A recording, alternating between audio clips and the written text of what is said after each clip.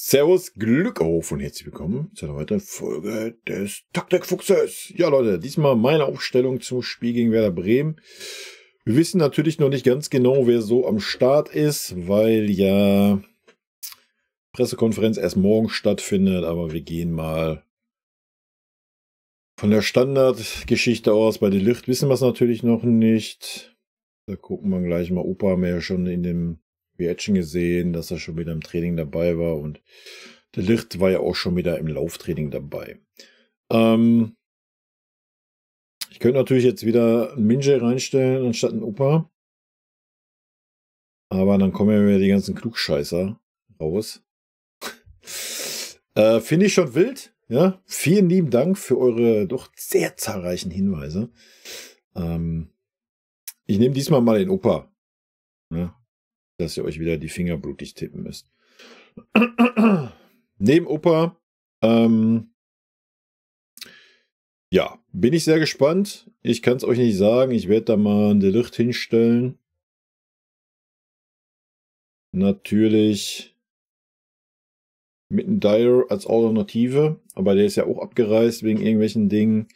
Ansonsten hätte ich vielleicht auch mit einer Dreierkette gerechnet, aber dass Tuchel das Risiko dann jetzt eingeht, glaube ich nicht. Aber darum geht es ja auch nicht. Hier geht es jetzt darum, wie ich aufstellen würde, und ich würde auf jeden Fall mit einer Viererkette beginnen. Davies war auf jeden Fall ein gutes Spiel gegen Hoffenheim, von daher wäre er bei mir auch wieder jetzt von Anfang an gesetzt. Hoffen wir mal, dass er die Leistung hält oder halten kann. Ja, wir müssen kein Hehl daraus machen. Auch in diesem Spiel wäre der König Kimmich bei mir rechter Verteidiger und nicht im defensiven Mittelfeld. Da würde ich mit dem Pavlovic beginnen auf der 6 und ja, ich würde mit dem Conny. Ich würde mit dem Conny beginnen.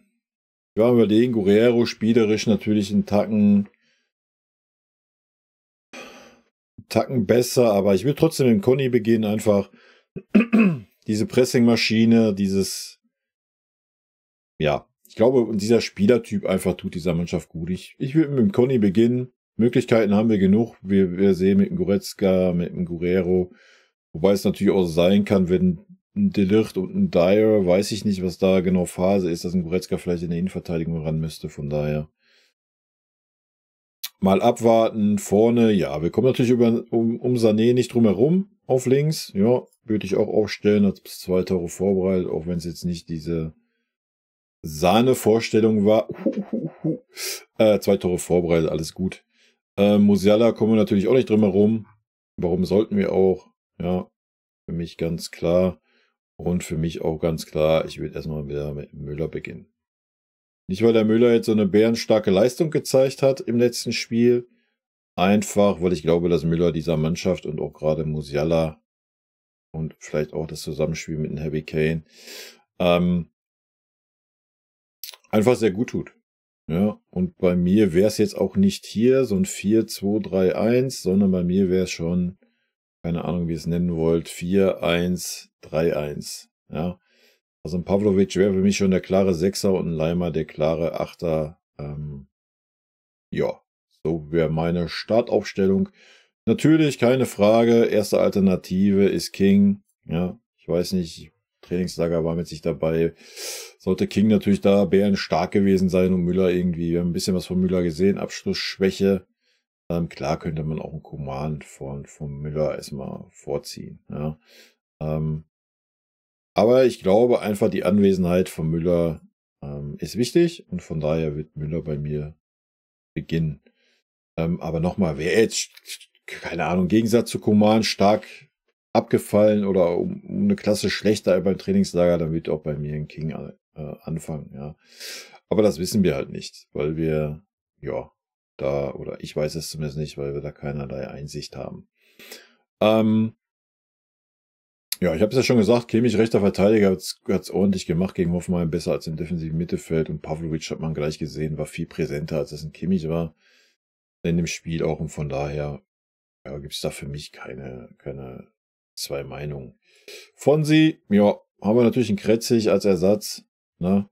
Wenn Fonsi mal nicht so performt, was natürlich sehr gut sein kann.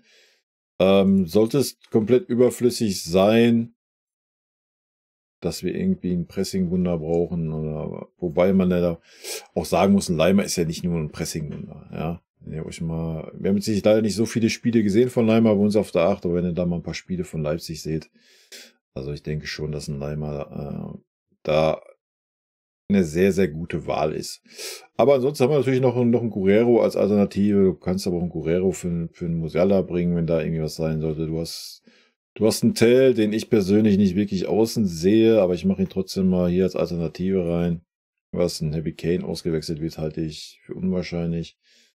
Aber ansonsten wäre natürlich für mich Tell die erste Alternative vorne oder vielleicht sogar als hängende Spitze, jetzt nicht die Musiala-Position, aber als hängende Spitze oder wenn wir sogar mal mit 2 Spitzen spielen sollten, wäre für mich natürlich Tell die erste Alternative. Ja, da müssen wir nicht drum herum reden.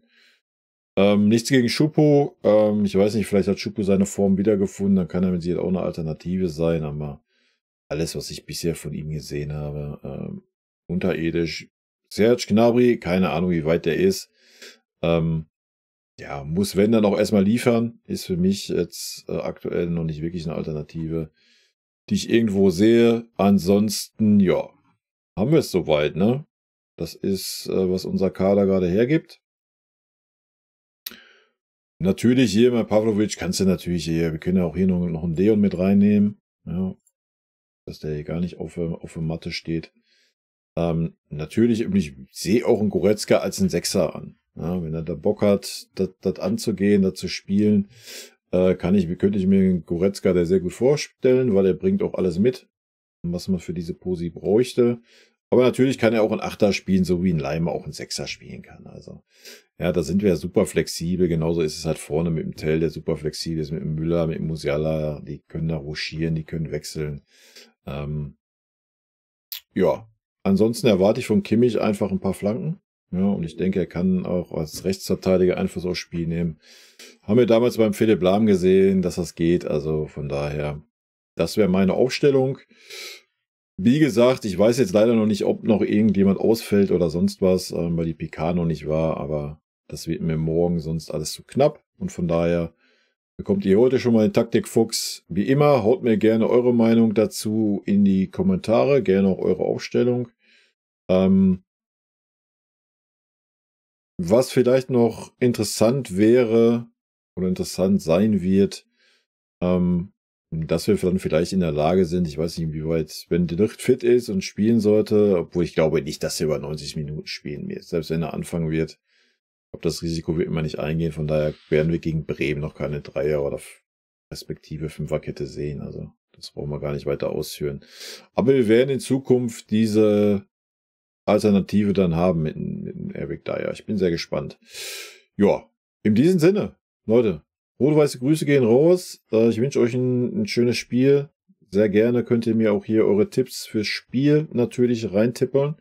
Interessiert mich ja auch immer. Mein Tipp ist ich bin diesmal mal mutig und gehe auf ein 0, also ein 5-0 ist mein Tipp. Gerne eure Tipps in die Kommentare. Tschüssi, schönes Spiel wünsche ich euch Sonntag.